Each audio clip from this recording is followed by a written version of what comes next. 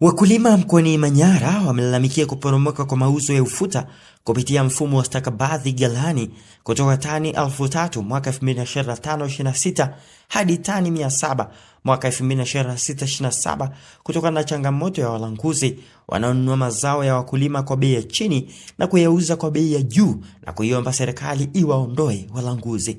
Wakitoa kilio chao kwa serikali, wakulima hao walioko chini ya chama kikuu cha ushirika mkoani Manyara RIVACU wanaeleza athari za wanunuzi binafsi wanaodai ni walanguzi. Kwa upande wao, chama kikuu cha ushirika mkoani Manyara RIVACU kimesema kimepoteza mapato ya shilingi bilioni 4 kutokana na walanguzi kuingilia mfumo wa stakabadhi ghalani kwenye zao la ufuta. Hii ni Global TV kutoka Manyara. Kwa kweli sisi kama wanaushirika tumepitia changamoto nyingi kutokana na hawa aggregator ambao wameingilia mfumo, hususan mkoa wa Manyara. Mkoa wa Manyara una ushirika wenye nguvu na una vyama vingi ambavyo vinavyoendesha mfumo, na kwa hatua hii ambao aggregator wamesajiliwa wengi katika mkoa wa Manyara kwa msimu huu, inaelekea sasa tunakwenda kuua ushirika, tofauti na ilani ya chama jinsi inavyoweza kuongea kwamba ushirika ukafanye kazi. Mimi nilikuwa namuomba mama yetu, Mama Samia, akiwa kama mwanamke mwenzetu, sisi wanawake tunanyanyasika. Tunaomba Mama Samia utusikie kilio chetu ili ushirika uweze kufanya kazi. Mikoa kama ya Lindi na Mtwara ushirika umesimama na maaggregator kule hawaendi. Kwa nini maaggregator wanaruhusiwa Manyara? Hao wasimamizi wa mambo ya stakabadhi tunawaomba, wanatuonea, wanatunyanyasa. Pia serikali zetu mkoa wa Manyara zina hati ambazo sasa hivi zimeandika kutunyang'anya magala. Katika vyama vyetu vya msingi, magala tulikuwa tunayatumia kukusanyia mazao pamoja na hifadhi ya chakula. Kwa sababu magala yetu sio kwa ajili ya stakabadhi tu, ni pamoja na kuhifadhi chakula kwa ajili ya kuweza kuweka chakula salama kwa ajili ya njaa. Lakini sasa hivi magala wanasema yote yako chini ya mkurugenzi na twende tukaombe. Sisi kama vyama vidogo vya msingi, zile sheria zao hatutaziweza kwa sababu bado ni vyama vidogo.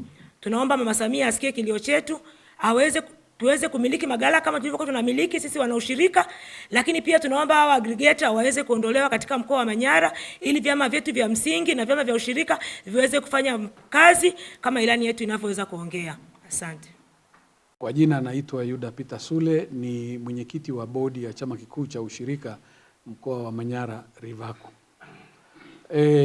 Nipo hapa kueleza kero na kilio cha wana ushirika wa mkoa wa Manyara kuhusiana na utekelezaji wa mfumo wa stakabadhi za ghala. Katika kutekeleza mfumo huu, mamlaka zilizopewa dhamana ya kusimamia mfumo wa stakabadhi za ghala kwa maana ya WRRB, COPRA na TMX wamewasajili kwa wingi sana watu wanaoitwa aggregators. Hawa aggregators, shughuli wanazozifanya zinafanana sana na ule ulanguzi ambao kimsingi serikali ilikuwa inaupiga vita. Wananunua mazao kwa bei ya chini kwa wakulima, lakini wao wanakuja kuyauza kwenye mfumo kwa bei ya juu, na wao ndio wanaonufaika na biashara hiyo na sio wakulima.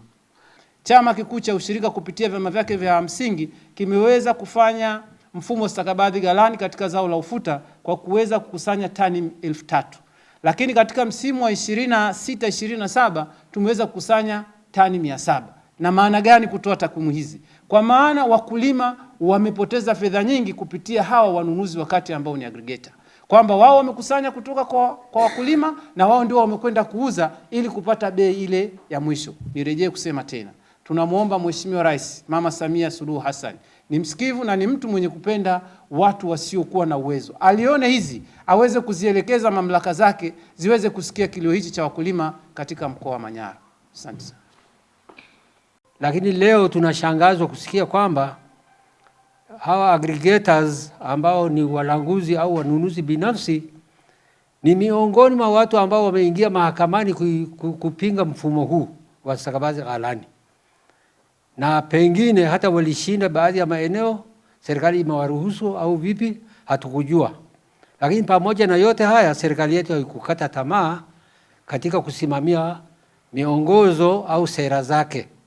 Ieleweke vile vile kwamba katika ilani ya Chama cha Mapinduzi, chama tawala ambayo ndio kiongozi wa serikali ya nchi hii, bila shaka inauthamini vile vile ushirika.